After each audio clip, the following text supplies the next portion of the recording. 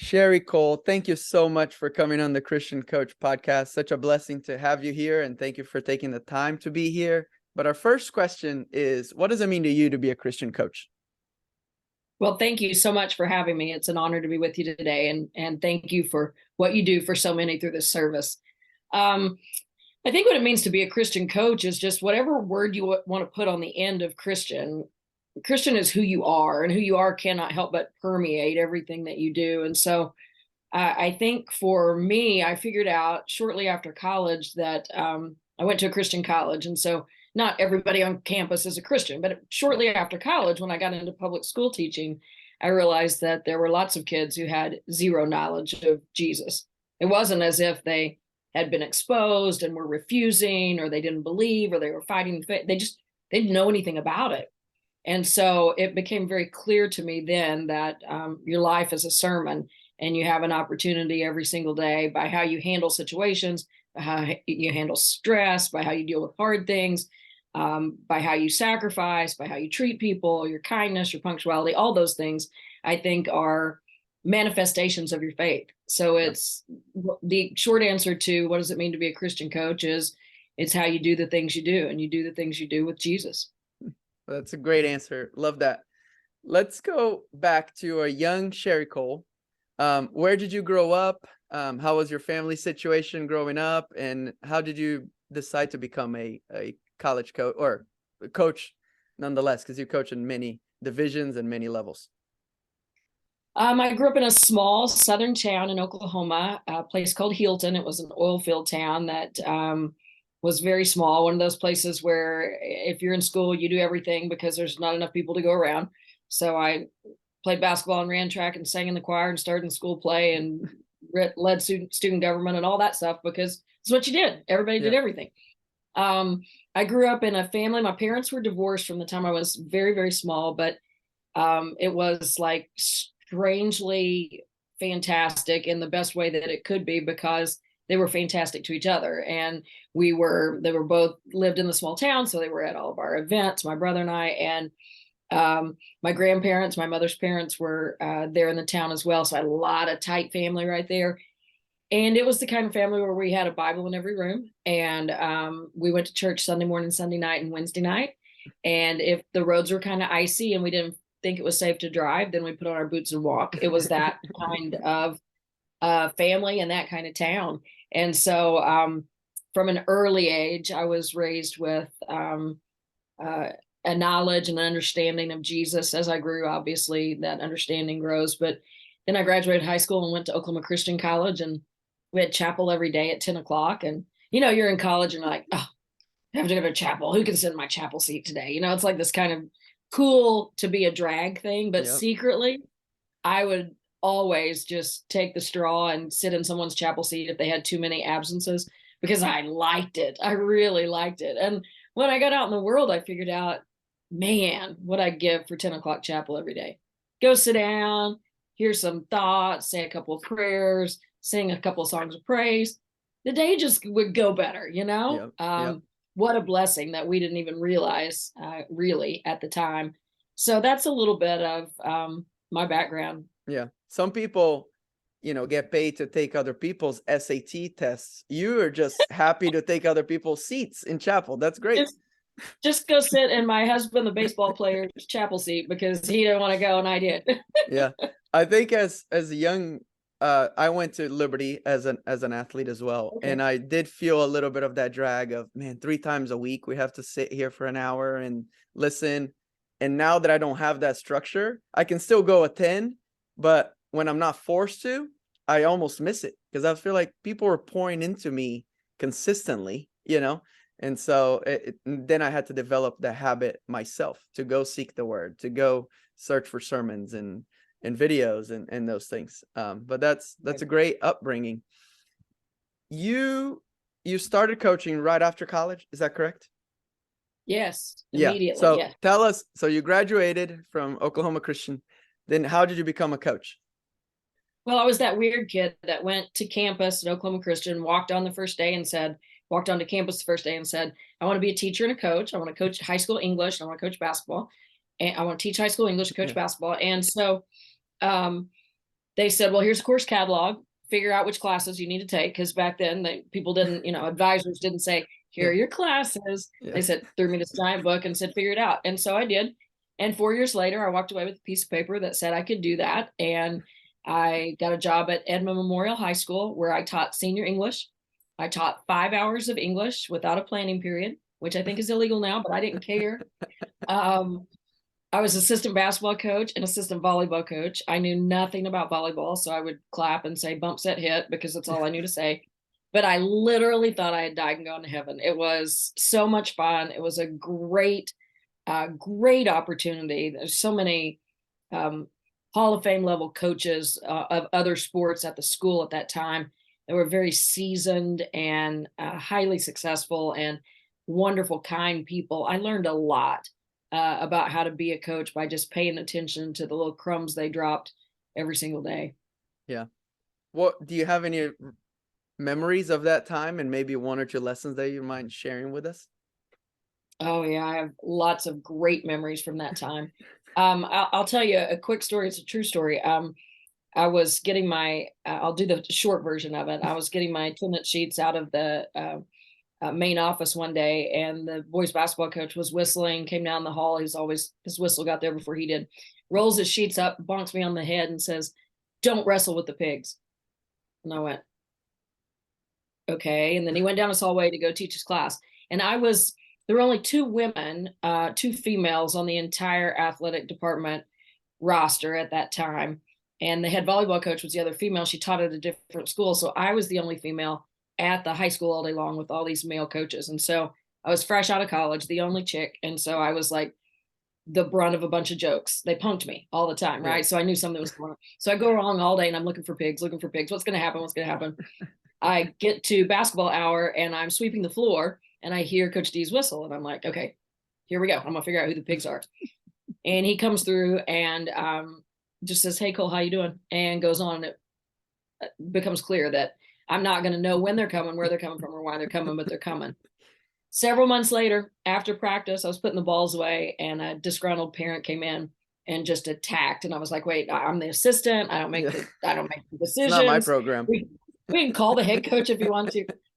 Didn't matter. The guy was just relentless and he just went crazy on me for a little while. And when he left, I thought, oh, I got to get out of here and get to my car because I was going to have a meltdown and start bawling. And I thought the way to get to my car is down this hallway and I have to pass Coach D's office and he's always in there. And I don't want him to see me cry because I'm the only chick on the staff, Yeah. right? So I'm rushing by his office and I hear his chair squeak and he turns around and he says, hey, Cole. And I'm like, oh. So I kind of back up into the office door and he says, have you been wrestling with the pigs? And I went, yeah, coach, I think I have. And he said, I want you to hear something. And I don't ever want you to forget it. Don't wrestle with the pigs because you'll both get dirty and they will like it. And I went out to my car and I still cried, but not as hard. And I understood that day what Coach D was teaching me, that there will always be situations and people and negative circumstances that you don't have anything to do with and you can't change. You don't have that power. So you have a choice, though, of whether to go in the spiral of negativity with them or to let other things take up the space within your head. And that I have that, a friend stitched that on a pillow. I have it on a shelf in my living room to this day. And it permeated my entire coaching career because learning how to balance those things that you cannot control is a big part of staying healthy and finding a way to be successful within the profession. Yeah, that's so true. I think sometimes we hear the parents yelling at the coaches and we think that it's the coach's fault, but it's usually something inside that parent, some insecurities, some other issues that it has nothing to do with the coach, or that's just the outlet, Another thing Coach go D ahead. told me along that line, I'm sorry, you No, go ahead.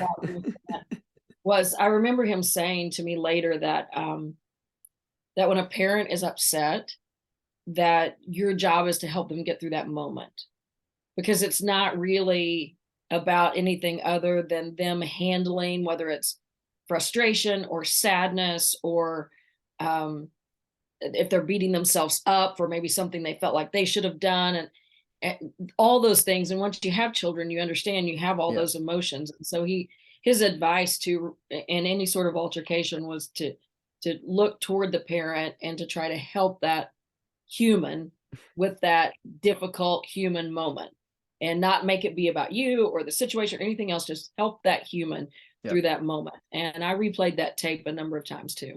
For sure. No, that's great. The great tips for young coaches as well as a little older coaches that are going through all these problems together. Let's go talk about your book, Rooted to Rise. Before I start recording, I told you it was a great book, and I love the short chapters, the short stories, the way your writing works is phenomenal. I really, and now that now that you said that you're teaching English, you graduated with an English degree, that makes sense. But there's not many coaching books or books written by coaches with that kind of format. It's mostly like, this is how I coach, this is how I plan practice, this is how I manage my staff. And I really loved it. And I want to go behind the scenes a little bit. Why did you pick the title Rooted to Rise? And there's the theme of the redwoods. Can you go into that a little bit? Yeah, thank you for asking about that, because it came about in a sort of atypical way. I think I had these stories together and I thought they were a thing, but I didn't know what they were really. And I thought, contacting the publisher, hey, I think maybe this is a thing. I don't know. And through the process, one of the questions they asked me was, are you married to the title? And I was like, because I had a working title. And I was like, no, I'm really not. And I'm actually kind of glad you asked me that, because it's not exactly right. It's close to what I think it should be, but it's not exactly right. And so we began to have this very rich discussion that was part frustrating and part invigorating, because I could feel the title out there, but I couldn't quite touch it. I didn't really know exactly where it was. And so she was asking me all kinds of questions about the stories in the book and the themes that I felt as the writer, because sometimes they're different than what a reader might feel. And, we were having this conversation, and I said to her, well, it's kind of like the redwood trees, and she was like, no, I don't know. What are you talking about? And I said, the redwood trees. And she's like, talk to me. And I said, well, I told my team every year at the start of the season, opening week team meetings, we would talk about the redwood trees and how tall they stand, and how long they live, and how close they are together, and how they survive all these natural disasters. And you would think that the roots wrap around the very core of the earth, but they don't. They're very shallow.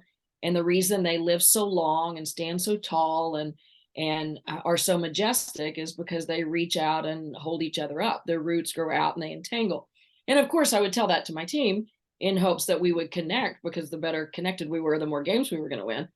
But also that I wanted them to have a framework for a fulfilling life after they were finished with their athletic endeavors, and wrapping yourself around other people is how that happens. And so I tell her the story, and the publisher says, your title's in there. And I said, okay. And she said, sleep on it. So I did. I woke up early the next morning, rearranged the stories of the book, divided them into the 4 parts of the redwood tree, and wrote the introduction, and then called her back. And together, the two of us just sort of wrestled and wrung a bunch of words together until we came up with Rooted to Rise. And I really do love it now. At the moment, I thought, I don't know if it's exactly right, but as time went on, I knew it was. And the little subtitle, Redwood Legacies of Life Anchoring People, is right too. And by right, I mean aptly characterizes what's inside the book. Yeah. What stood out to me, I don't know, does Oklahoma actually have redwoods? Oh no. Yeah, We'd love to. We'd love to. They won't grow here. Yeah, because it's way too hot. We went to Stanford one time with the team, and that's where they were, Yes. and that was majestic to see those trees. It's just unbelievable. You can just look at them and see that there's history there. They've gone through so Some much. stand long for 2,000 years. I mean, Yeah, can't even wrap our head around that. yeah. I always like to read the acknowledgement section of a book, because it tells me a little bit more about the process and the history of getting that together, as well as the blurbs of the people that you wanted to endorse it.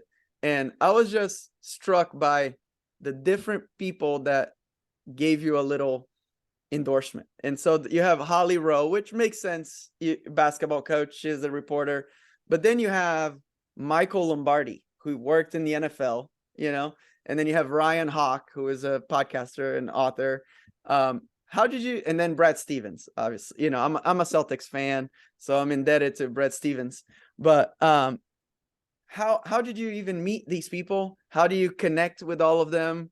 And what have you learned from just being around these other people? And even Kristen Chenoweth as well, an actress. How did that happen? And what are the benefits of just surrounding yourself with people that maybe are not in your own circle? I think that's the serendipitous gift of the life of a major college basketball coach. I mean, one of the best things about being the coach at Oklahoma for 25 years was the platform that it provided me to meet crazy, interesting people. I mean, I got to know Sally Jenkins because her husband, Dan Jenkins, her father, her father, Dan Jenkins, lived in Fort Worth. We played at TCU often. We had some donors who were friends with Dan, and we had dinner with them, and we became friends. And then through Dan, I got to know Sally. And so they're just opportunities. And I think the common factor there is just to try to be open and to continue to build connections. I wrote Dan a thank you note after we had dinner, and he wrote me an email, and then I wrote him an email back, and then we stayed friends. Sort of the same with Ryan Hawk. I met Michael Lombardi through a friend who is a football coach. Michael knew about my career at Oklahoma because his boss, Al Davis, had been a fan of ours. Who knew? Michael's telling me this, and I'm like, wait, what? The Al Davis? Like, what? So Michael and I became fast friends, sharing our love of writing and of sports, and had some just really contextual conversations about philosophies and strategies and that sort of thing. And then he introduced me to Ryan because Ryan had just written a book. Ryan was fantastic. And then we became really fast friends and have widened our circle. Ryan and I actually share the same editor. Mary Beth Conley, who did the editing for my book, has edited Ryan's. So it's just, and then I gave him the name of the cover designer from my book because he loved it. So he's reached out to her. So there's just this, I think that that web of people who are being approachable and open and are sincere in their relationships, you create more. I met Brad Stevens at a clinic Billy Donovan had in Florida, where Billy invited me to speak years ago, and I met Brad there, and we became friends. And then when he went to Boston, he would have a little invitation only coaches clinic, and he invited me there, and I'd follow up with an email, and he'd respond and drop notes back and forth. And he's one of those people that is very real in his correspondence. All of those people on my book testimonials they're the kind of people that have done a lot of really, really amazing things in their life. And yet when you talk to them, it's like they're your next door neighbor. Just phenomenal human beings. I think using Ryan Hawk's podcast title, they're all learning leaders. I think they all want to get better constantly. And that is the common thread. You put it right on the head. Curious and open and hungry to just know more and to refine their thinking. And those are fantastic people to have in your network because they fuel you, that those kinds of conversations just give you juice and make you better every day. Yeah. One story from the book that really stood out to me was about Whitney Hand. Are you able to just share that a little bit with us? Give it a sneak peek into the book, please. That one's one of the longer ones. So that was. I won't go into the whole story, but I will just say this. Whit was this kid that everybody wanted. Every major college coach wanted Whitney Hand because she could shoot the mess out of it. I mean, she could shoot the mess out of it. She wasn't a great athlete. She wasn't fast, quick. She did have great instincts. So I can't say she wasn't a great athlete. She wasn't a great athlete in the conventional sense, perhaps. But she understood the game. She saw things, had great instincts, and a good sized kid, 6 foot, almost 6'1", just an unbelievable shooter though. That was the thing. And just came out of her hand like butter. You know, it was just like, wow.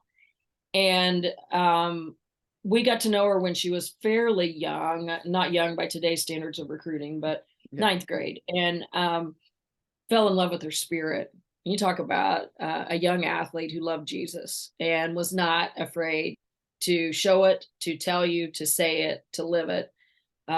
She just had a beautiful heart. And when we got her to come to Oklahoma, everybody was like, that's not even fair, because we had Courtney Paris at the time. And they're like, Whitney Hand and Courtney Paris. Like, are you kidding me? And Whit comes in and she's phenomenal as a freshman in all the ways that you might imagine. But her career is just littered with injuries. And I have a dear friend who lost his starting post player this year, just a couple of weeks ago, to a season ending ACL injury. And I said to him, I texted him and I said, when I watched her fall, it felt like watching Whitney Hand fall, because you're just like, you know, your temptation is to go, really, God? Like, why Yeah. that one? Why that one? You know, Yeah. that's the temptation. But I think what we learned through it all is that watching Whitney Hand handle all of the adversity that she faced, the physical adversity that she faced throughout her college career, um, that was the essence of it. Getting to Yeah. watch her do that, and her impact and her example, showing so many people what faith really is, and what resilience really is, and what courage really is.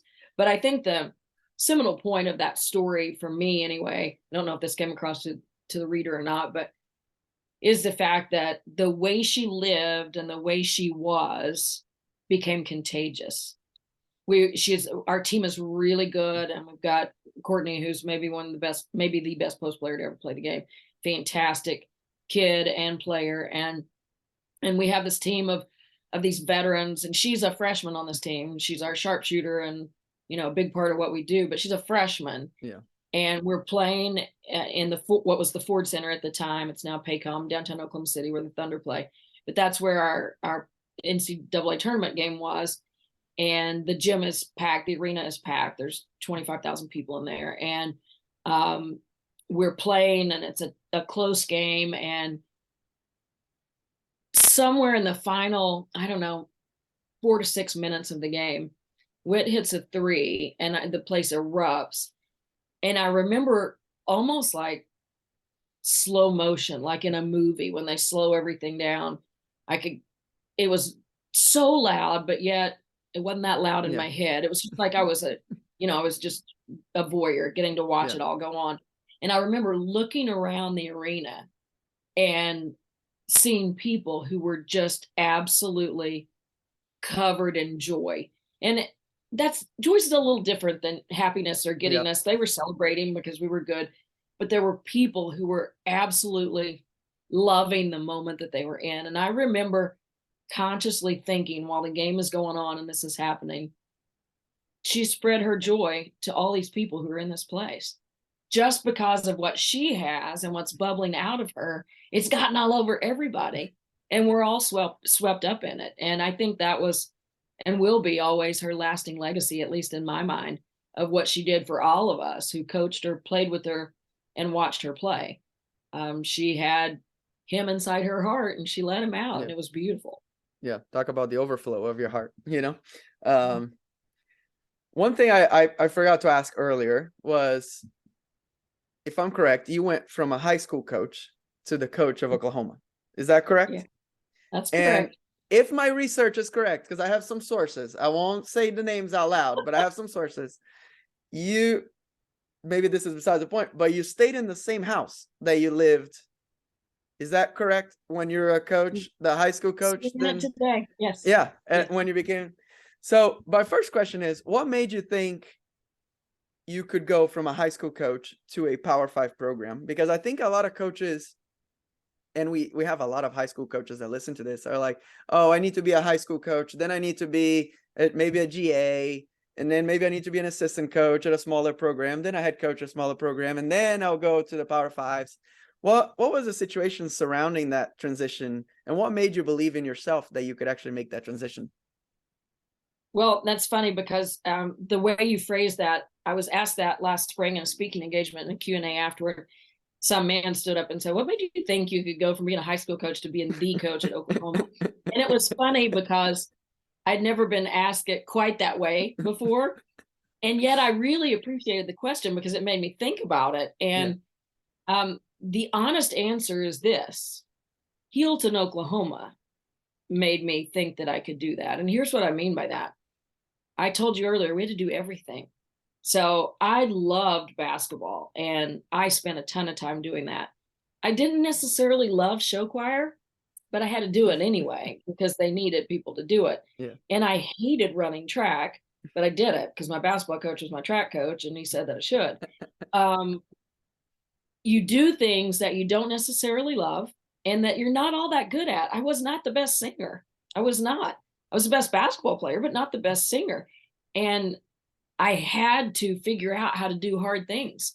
That didn't come so naturally. So when I left Healdton and went to college, I thought, there's nothing I can't do.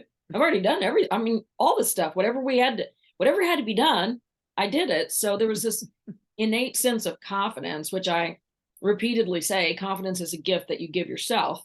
No one can give it to you, and thus no one can take it away. But you get it by doing hard things. It comes from demonstrated ability. And so because I had done all this, I felt like there was not anything that I couldn't figure out how to do. And I think that that confidence is a keystone habit. It's one of those things that affects absolutely everything that you attempt. So that's what made me think that I could do it. Um, I was in the right place at the right time, doing the right things. And I always try to give each one of those the same amount of value. Yeah. I was in the right place. I was in Norman, Oklahoma. The University of Oklahoma is Yeah. in Norman, Oklahoma. Okay. I was a very goal-oriented kid, but I had never set a goal to be a college coach. I just wanted to coach ball. I loved basketball. I wanted to impact young people, but I didn't necessarily ever want to be a college coach because I want to have a family and I didn't want to be nomadic. I wanted my children to be able to grow up in a home and go to a school and have friends from the first grade all the way through, that kind of experience that I had had. And so college coaching wasn't alluring to me because of that. I didn't want to Yeah. hop around and do all that moving. So I was very, very happy being the head coach at Norman High School. We had a lot of talent. We had really good teams. So fantastic school system. So I was in the right place and it was the right time because it was right before the explosion of women's basketball. So the salaries weren't enormous. There weren't many platforms. My first year at the University of Oklahoma was the first year of the Big 12 conference. We were guaranteed 2 televised games, one at home, one on the road. We all thought this is the most amazing thing in the history of ever. We're going to be on TV twice, right? And it was right. Connecticut had won their first championship and they hadn't quite exploded, which their locale being right next to ESPN in Bristol, all of that created this magical, perfect storm for the sport of women's basketball. I was just in the door before all that happened. Landscape changed after that, of course. Salaries became enormous. Your platforms are huge. You're televised all the time, et cetera, et cetera. So right place, right time. And then that third piece, doing the right thing, is important too. I wasn't trying to get the job at the University of Oklahoma. I was trying to make Norman High School girls basketball the best high school girls basketball planet or program on the planet. That's the only place my focus was. And so I was kind of the poster child for this coach, high school coach who goes, big time college. And as I'm asked about that through the years, I always tell young coaches that the best thing you can do to get that next job that you think you want is to be absolutely and totally committed to the job that you have. There's sincerity and a sense of goodness and attention to detail that comes from that people will sniff out when those opportunities come. Now, if you're in nowhere USA in this little bitty town and the University of Kentucky is probably not going to know about you, but that's where those first 2 things become important: right place, right time, doing the right thing. And I was very, very fortunate. I was surrounded by a senior women's administrator and a bunch of folks who were determined to help me build a program. So I was very blessed. That's great. My parents always preached to me that luck is when preparation meets opportunity. You know, Sure. it's like, oh, you got so lucky. Well, yeah, it may seem like that on the outside, but Yeah, hard work has a way of helping luck find you. yeah, for sure. Well, Coach, thank you so much for coming on. This was incredible. I could go on for another hour and a half, maybe. You might not enjoy that. I would, but this was incredible. How can we be praying for you? My prayer request would be small part personal in that I make choices of how I use my time in the ways that can best glorify Him. Um, the other part would be I just think our educational systems, whether it's public school, private school, um, elementary, junior high, high school, higher ed, it doesn't. I think our educational system needs prayer. I think it needs strong leadership. I think it needs faith. I think that there are. I worry about that, and so my children are grown, but I have a grandbaby, and I wonder what her educational process is going to look like. And education is the backbone of any society. We all know that. That's how we get better. That's how progress is made, and it's also how we lack of can tear each other down. And so just pray for the leadership in educational systems across this country, regardless of level. Sounds good. All right, let's pray. Dear Jesus, thank you so much for this day. Thank you for this opportunity to talk with Sherri and just listen more about her life and the adventures that you've taken her on and how she's glorified you, Lord, with her mission and decisions and platform. Lord, I pray for all the educational system in America and everywhere else, Lord, that you put people in leadership that value faith, that value um, the relationship with you, Lord, and we'll be able to start shaping the lives of young kids as they come through this system, that you be in the forefront of their minds and in the forefront of those who are leading these young kids. Lord, thank you again for this conversation and made this new stage of life for Coach Coale to be more about you and to continue to point others towards you, Father. In your name I pray. Amen. Amen.